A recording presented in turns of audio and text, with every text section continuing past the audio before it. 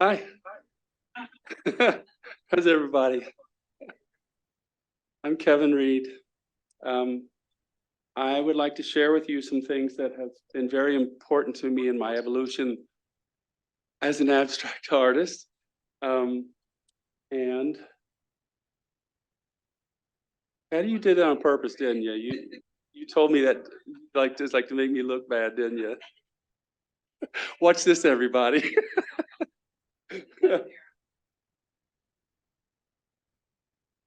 There we go.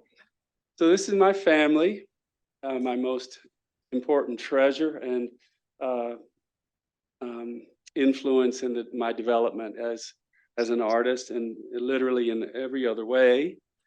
I want to start off by see that number up in the left-hand corner?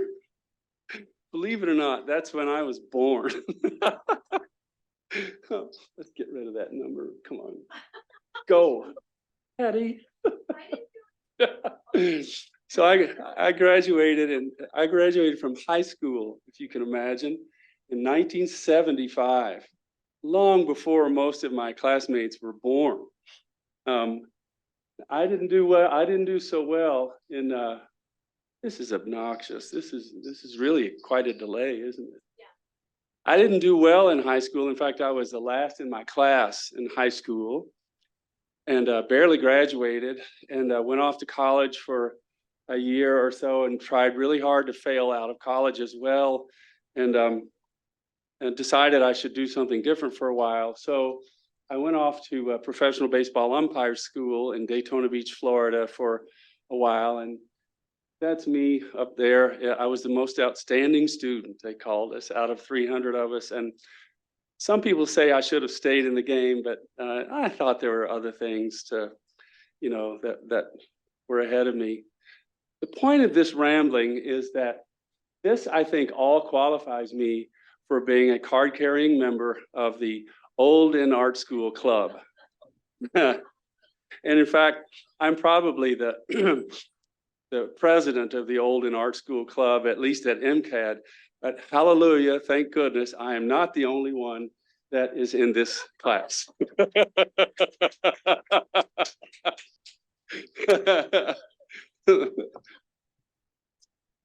Looks handsome devil there, isn't he? I'm hitting this. Oh, I would like to express my deepest gratitude to my classmates who have accepted me as though I'm not 40 years older than most of you.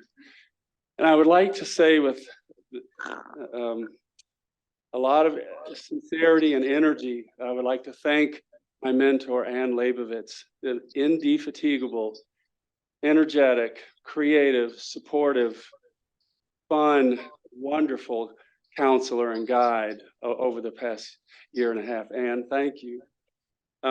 I also would like to thank Sarah and Kylie, Diva, and everybody else who's been involved in our growth.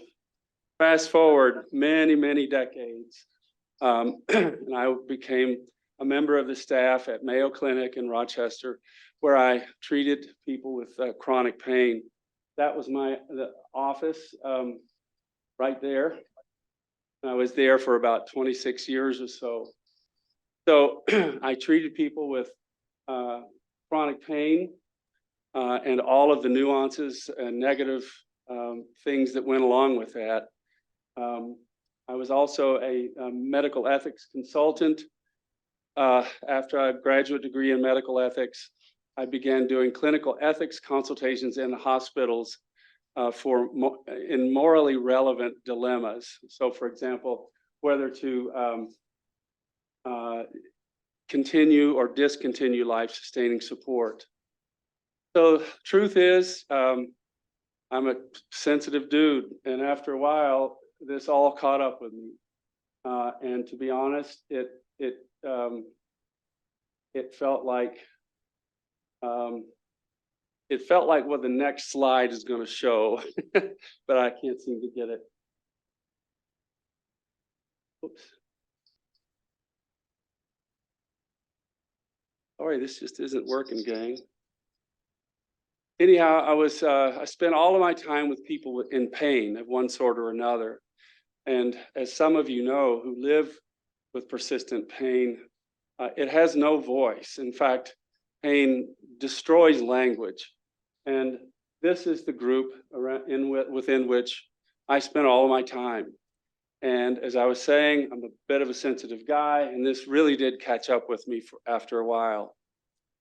I was having lunch with a friend of mine who was a psychiatrist in December of 2011. And I was telling her, I'm just fried. I'm just crispy fried. I don't know what to do. And she said, you know, why don't you do something creative? Now, prior to this time, I'd never had an art class. I'd never done anything artistic ever. And I thought, okay, I can do this in the secrecy of my own basement. So I went out and bought some canvas, some acrylic, and some brushes.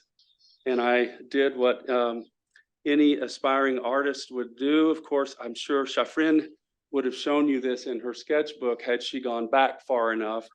But everyone who starts painting, of course, paints a speckled cow with a tortoise with a hat on, shaved, looking that way. So I was off to a good start. These are some of the very first things that I painted.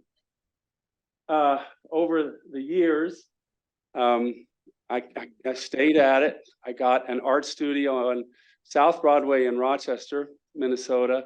These are my boys messing around in my studio. I began to focus on faces, painted faces, acrylic faces. And a lot of my art began to look like this. They're expressions of suffering and anguish. And I really didn't understand, well, I guess I did understand it, but it certainly wasn't purposeful. But I painted faces more than anything else for a while.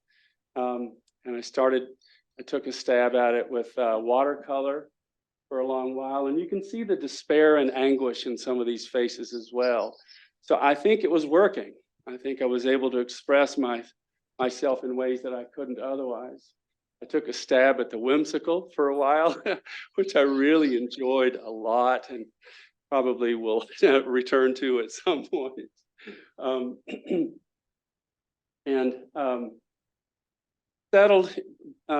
Settled pretty comfortably into abstract forms. Notice here that the palette is pretty simple. It's straight out of the tube. These are saturated colors. I had no idea what I was doing, but somehow it was working for me a lot. I really enjoyed it. I had a solo art show in downtown Rochester at one point.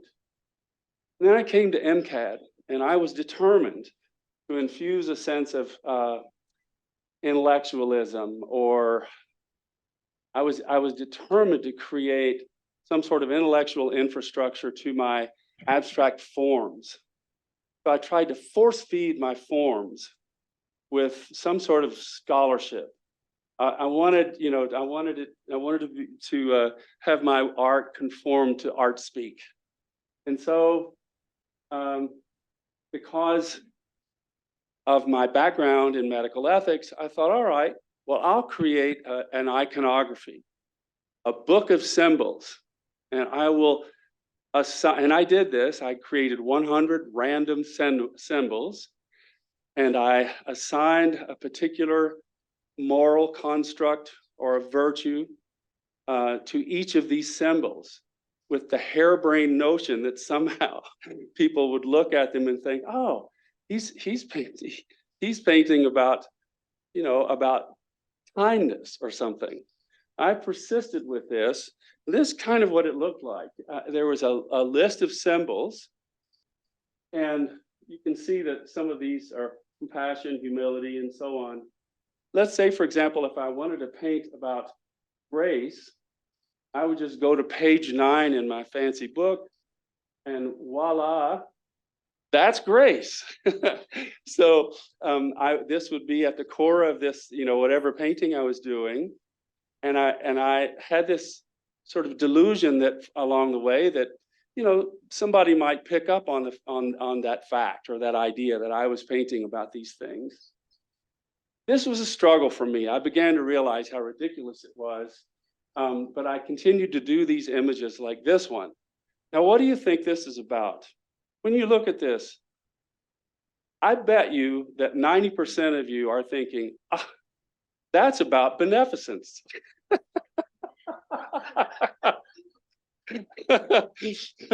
Well, you'd be right, by God. That's exactly what it was about. So I struggled with this, and over time, as we all are, I was exposed to lots of different theories while we're here, and I came across one recently, fairly recently, called a theory of form, which is written about Gerhard Richter's work. And it essentially says this: art should be about what it does, not about what it says. And suddenly that was a cathartic, kind of emancipating moment for me. It was like, no, I don't have to have some sort of intense intellectual undergirding, you know, for my artwork. It can be about what it does. And I started thinking about my mom in this context, who was a lifelong pianist and very expressive and very emotive in her music. And I thought, this is crazy. My music and my art are exactly the same. This band that I've played in for over 20 years, we never get together before a gig and say, let's try to say something about world hunger today. You know, the reason we play is to evoke feelings, emotions, we want people to enjoy themselves. And so suddenly I felt like, okay, I've got it now. I can do this with my art as well. So I want my art to do something, not to say something. I want it to be emotionally evocative, inspirational, introspective, and so on. That's why I'm so attracted to Vasily Kandinsky. Huh?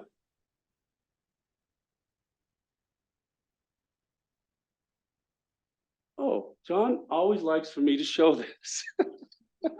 I'm just kidding. So I began doing these sorts of images, these sorts of paintings. So this is a large scale painting. You can see that the palette has shifted. Use transparent forms in fore, mid, and background that relate to one another on this graded background. So this is intended only, if it's intended to do anything, it's intended to make images that evoke emotion without trying to make some sort of statement. These are all obviously non-referential, self-referential forms. That is my sculptor mentor, whose name is Stephen Meck. He lives in Burr Oak, Iowa. He's taught me everything I know about steel sculpture. And these are two of his pieces in his yard, among probably 100. They're all over the place in his yard there. I think Stephen is probably the best kept secret in American art in some ways. He's a remarkable artist. This is me digging out metal from a salvage yard that I use to create sculptures like this. These also are self-referential. They are intended solely to inspire, to evoke emotions, and so on. I am very happily increasing the scale. Only reason my picture is in here is to give you a sense of how tall this is. So my apologies. But anyway, this is commercial paint that's probably been on these pieces for 100 years or 50 years. I think it's kind of cool. It's got some interesting texture. So I'm working on bigger scale, and I'm going to look forward to the assistance and guidance of my good friend Don Meyer when it comes to my thesis work in larger scale pieces. So this article was published in the Rochester Post Bulletin in July of 2022, right before I came here. And I swear to you, both of my boys independently said, "Oh my God, they must not have anything else to write about." I felt the love. What I want to say about this is that they're probably right. My boys are probably right. But arts medicine has really given me a sense of fulfillment and joy and purpose and trajectory that I would have never had otherwise. Thank you.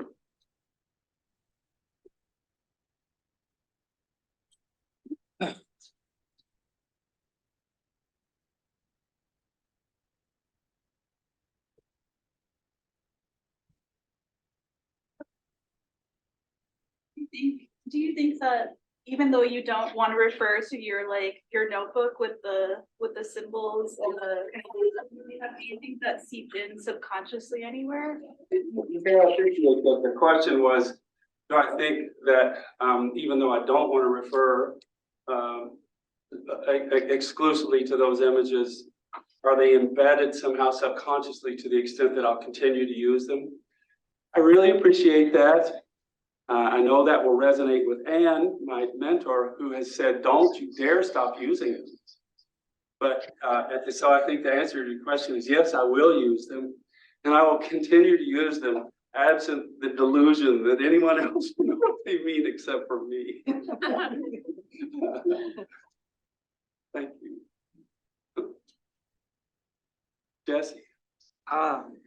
So you made a lot of jokes about being the oldest person in the program. Yeah. But I'm curious about how you feel that starting your journey as an artist later in life, like kind of affected your practice in a way that do you feel like that there is any plus sides that you started later in life when you had more of a foundation of understanding who you are? Let me just clarify one thing. What practice are you talking about? My art practice? Yeah. The answer to your question is most definitely. Most definitely. I have the benefit of many trips, around, and I think I've paid attention. And although I'm still plagued by all the questions and insecurities of anyone else, I've confronted them probably more times than perhaps others. And they have had a profound influence to the point, for example, where I can say I unapologetically reject, the analytical sort of intellectual infrastructure idea. All I want to do is make art that is fulfilling for me. I don't know what happiness means. I've given up on trying to define that. But for me, I know that the closest thing to it is fulfillment. And for me to make a piece of art, a piece of sculpture, or to make a painting is really fulfilling. And so I think that's only at a certain point in my life might I have been able to say it's okay to do that just for the sake of doing that. It doesn't have to be better than anyone else's. It doesn't have to win any awards. It doesn't have to be so precious. I can just do it for my own sense of fulfillment. Thank you, Jesse. Yeah. Was there a time in your medical career where you got that same sense of fulfillment? Yeah. God, that's a really good question. Yeah. Long time ago, yeah. But after about, I don't know, John, after about, I don't know, maybe 15 years of day in and day out, chronic pain every day in and day out, it just wore me down. My sister-in-law is here, and I don't want to point her out or put her on the spot, but if we asked her, she would say, yeah, he was fried. But I do recall a tremendous sense of fulfillment. And it's actually when I decided I wasn't, I didn't have a sense of gratitude, and I didn't have what's necessary to be sitting right in front of another really vulnerable person anymore. I just didn't have it. And so it's hard to let that go. Thank you that's such a good question. All right, thanks, Kevin. Thanks, That was great. everybody.